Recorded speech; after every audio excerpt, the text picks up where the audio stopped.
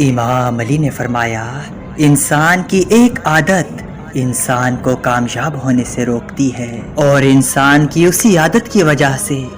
انسان کا نصیب نعمتوں سے محروم ہونے لگتا ہے۔ تو کسی نے عرض کیا، یا علی وہ ایک عادت کون سی ہے؟ بس جیسے ہی یہ پوچھا گیا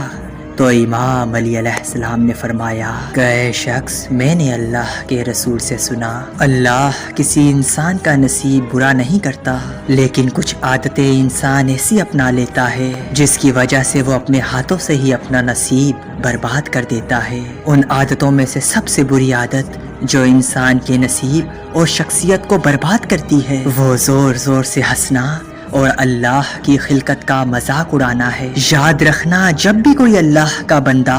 محفل میں زور زور سے ہنستا ہے یا اللہ کے کسی بندے کا مذاق اڑاتا ہے تو یہ اللہ کی قدرت کو پسند نہیں، اسی وجہ سے وہ اپنی دولت رزق میں فراوانی نہیں پاتا، اپنے سلجھے ہوئے کام الجھتے ہوئے دیکھتا ہے، جہاں جہاں جاتا ہے پریشانیوں کا سامنا کرتا ہے اور اپنے ہاتھوں سے ہی اپنا نصیب برباد کر دیتا ہے۔